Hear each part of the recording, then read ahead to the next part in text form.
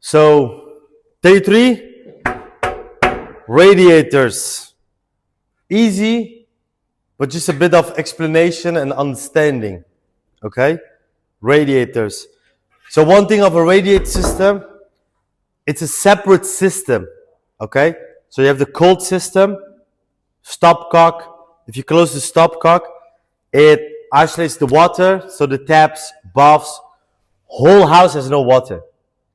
So if you have a burst pipe, you close the stopcock, you have no water.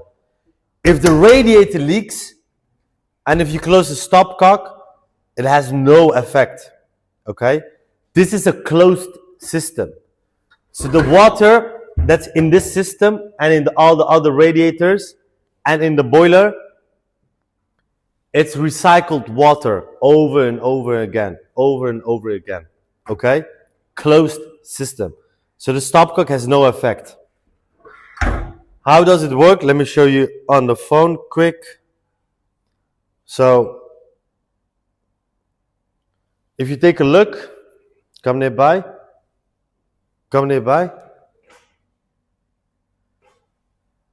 This is a boiler. The boiler heats the water up for the shower, for the taps, for the house, but also for the radiators. Okay? The boiler heats it up for the radiators.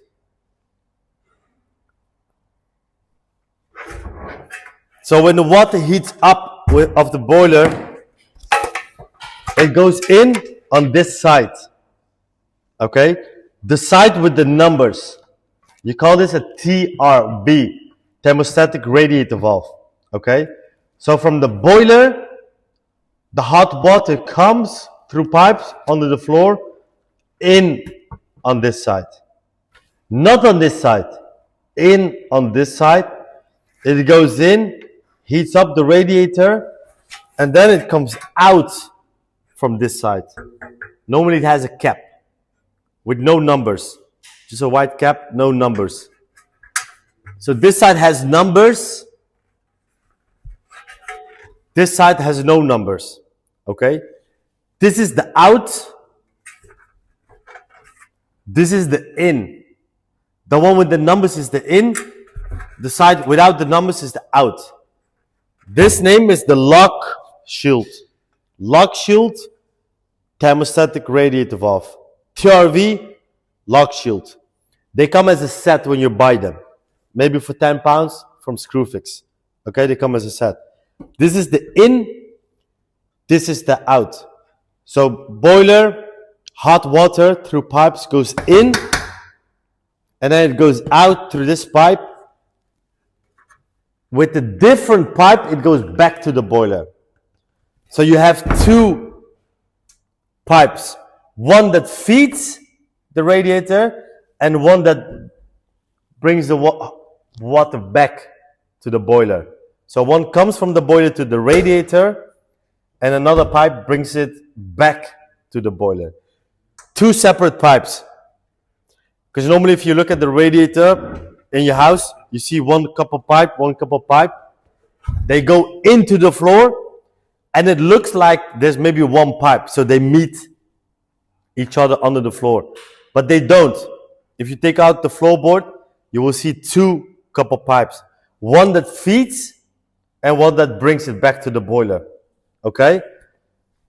So technically, this is the hot water and technically, this is the cold water. This is hot, this is cold.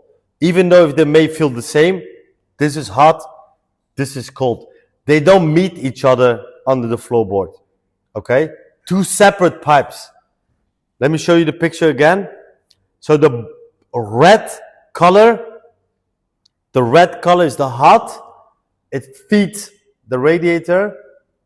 And then the blue is the return pipe. It goes back to the boiler.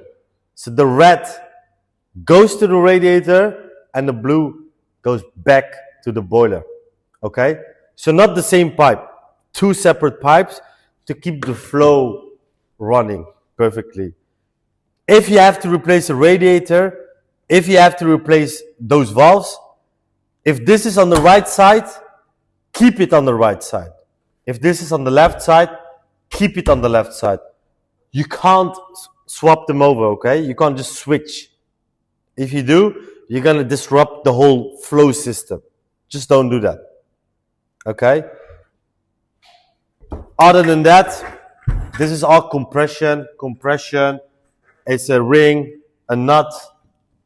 It's all easy.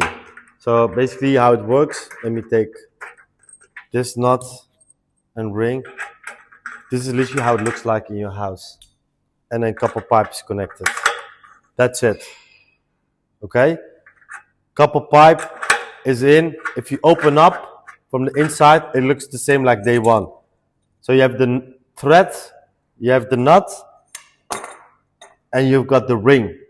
Okay? Put the tape on the ring, not on the thread, on the olive ring. Okay? And this other side that goes into the radiator is basically the same concept like on this side. It's also a thread. There's also a ring inside. Let me take it out so you have a reminder, a refresher again, how it looks like.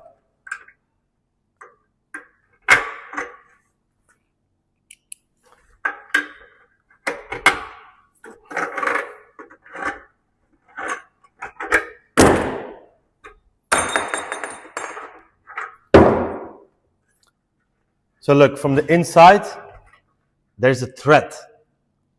There's nothing, it's just a hole. There's a thread. And this goes in. Look, this is also a thread. There is no washer, okay? It's basically thread on thread. Thread on thread and no washer. If you connect this, it would leak all over the place. Why? There's no washer. So how can you solve that? You have to make your own washer, okay? Make your own washer. What does that mean? You have to use your own tape. Tape, put it on the thread, not 1, not 2, not 10, not 20, I would say 30 rounds, okay? Better safe than sorry. So look, this is, oh look how much tape. Look, oops, look, it's all tape, which is good. The more the better. 30 rounds tape, and then you screw it in. It should go in a bit hard, so you have to use a tool. This, look, because I took everything off, this is way too easy. I can even do it with the hand. It has to go hard. You have to do it with the tool. Okay? 30 rounds, you do that, and then it's basically connected. This is your washer, because there's no washer. And on top again, this is the easy part, the bleeding valve. Okay? The bleeding valve, that's really easy. Let me show you how that one looks. What is a bleeding valve? That's the bit that you can let the air escape. When you replace the radiator, you open up the closed system, so water goes out, air goes in. When you refill the system again, there's air trapped. That's why people have half hot, half cold radiator. That means air is stuck. You want to get rid of out of the air. So what do? You open up the highest point. That's here, with like a key or a screwdriver, and you can hear the air. It goes out. You hear like a psss. And then when it stops, you will see a spray of water. Then you close it back, and then all the air is out, and then it can get hot again. So how does this look from the inside? Also thread, and also here thread. But this thing does have a washer. This black thing here, that's a washer. So you don't need tape, okay? Unlike here.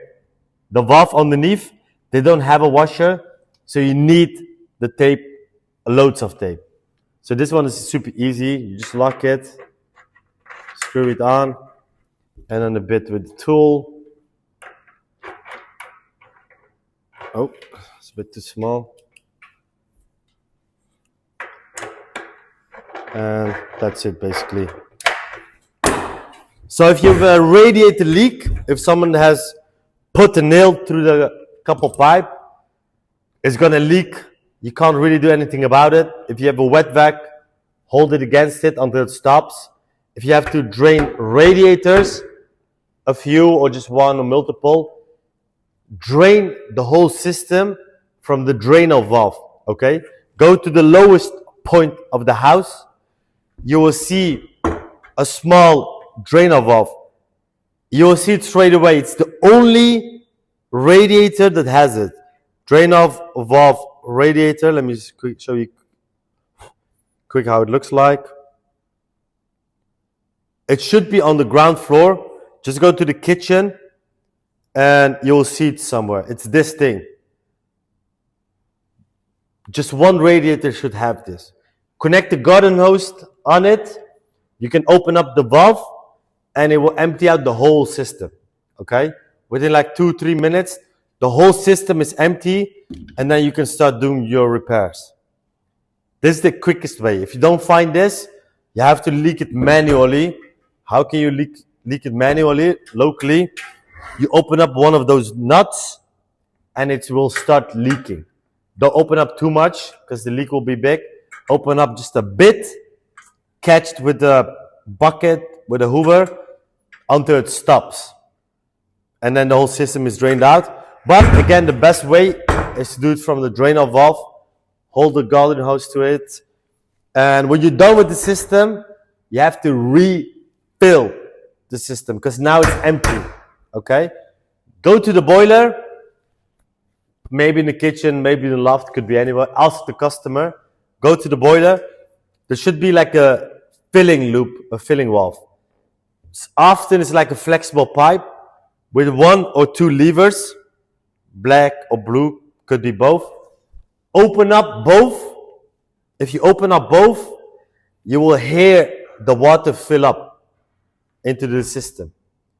And you've got the boiler, and there's also a round pressure gauge meter. Okay? So you will see the pressure, it goes up straight away. Let me show you a picture. Boiler pressure gauge meter.